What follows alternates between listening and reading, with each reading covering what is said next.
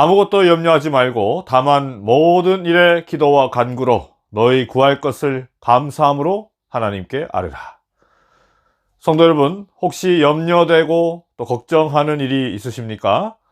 오늘 아침 간절한 마음으로 또 감사한 마음으로 하나님께 아뢰심으로 모든 그 문제가 해결됨을 경험하시는 하루 되길 바랍니다. 네, 묵상 기도하심으로 새벽 기도에 시작하도록 하겠습니다.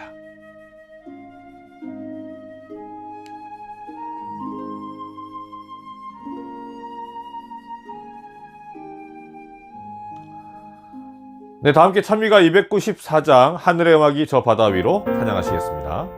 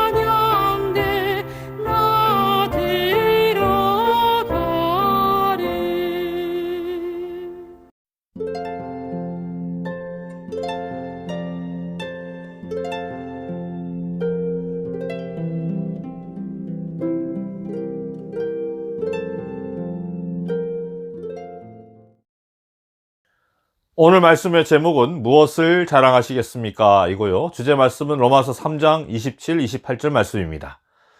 그런즉 자랑할 때가 어디냐? 있을 수가 없느니라. 무슨 법으로냐? 행위로냐? 아니라 오직 믿음의 법으로니라. 그러므로 사람이 의롭다 하심을 얻는 것은 율법의 행위에 있지 않고 믿음으로 되는 줄 우리가 인정하노라. 인간이 짓게 되는 죄 중에 가장 무섭고 중한 죄는 바로 교만이라는 죄일 것입니다. 하나님께서는 겸손이라는 문을 통해 들어오시고 사탄은 교만이라는 문을 통해 들어온다라는 그런 말이 있습니다. 어느 연못에 오리 한 마리와 개구리 한 마리가 살고 있었습니다. 여름이 지나자 연못물이 이제 말라버려서 이들은 다른 곳으로 옮겨가기로 결정합니다. 그런데 오리는 손쉽게 날아서 이주해 갈 수 있었지만 개구리는 그러질 못했죠. 그래서 개구리는 이제 오리에게 부탁합니다. 내가 너 다리에 딱 달라붙어 있을 테니까 너가 가서 사는 곳에서 나도 좀 살게 다오. 네. 그래서 이제 이들이 공중을 이제 날아가게 되는데 한 농부가 이 광경을 보고 야, 누가 저런 생각을 했지? 야, 기가 막힌데? 하고 감탄했답니다. 그래서 개구리가 그 얘기를 듣고는 내가 생각해낸 거예요 하면서 손을 들었답니다. 그 순간 퓨웅 하면서 개구리는 날아가 버렸습니다. 교만은 패망의 선봉이요 거만한 마음은 넘어짐의 앞잡이니라 라는 말씀이 있습니다. 여러분, 하나님 앞에 자기의 자랑거리를 들고 나가려는 사람은 교만한 자입니다. 이 교만이라는 것은 믿음이 자라지 못하게 하고요, 또 신앙이 병들게 만드는 무서운 독입니다. 그런즉 자랑할 때가 어디냐? 있을 수가 없느니라. 오늘 본문의 말씀이죠. 여러분, 사람은 그 누구도 율법을 완전하게 지킬 수 없습니다. 하나님께서 오직 예수 그리스도를 믿음으로 우리가 구원이라는 그 선물을 받게 하신 것은요, 우리로 자랑치 못하게 함입니다. 내가 이렇게 했어, 내가 뭘 했어, 내가 뭘 지켰어, 내가 이런 걸 했어. 그 공로를 하나님께, 예수님으로부터 가져오는 것, 그게 바로 교만인 것이죠. 그런 걸 못하게 하신 것이 하나님의 뜻인 것입니다. 너희는 그 은혜에 의하여 믿음으로 말미암아 구원을 받았으니 이것은 너희에게서 난 것이 아니요 하나님의 선물이라. 행위에서 난 것이 아니니 이는 누구든지 자랑하지 못하게 함이라. 세상의 온갖 문제들은, 심각한 그 문제들은요, 다 사람들이 자기 자리 알지 못하고 자신에게 주어지지 않은 어떤 권력과 명예를 갈망했기 때문에 시작되었습니다. 예전에 조선일보에서 아시아의 유력한 지도자들을 인터뷰한 기사를 실었던 적이 있었는데요. 그 중에 한 사람이 태국의 추안이라는 총리였습니다. 그가 태국 국민에게 부각되는 가장 큰 강점이 뭐였냐면 청렴이었습니다.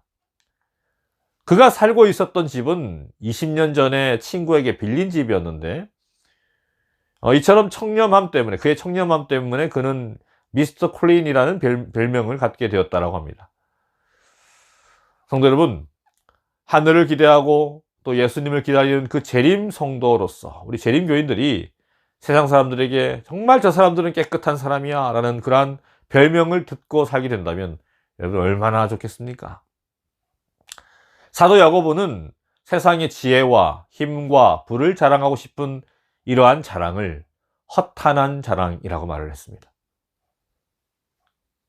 자, 여러분, 그렇다면 우리가 이 세상에서 어떤 것을 자랑하며 살아야 할까요?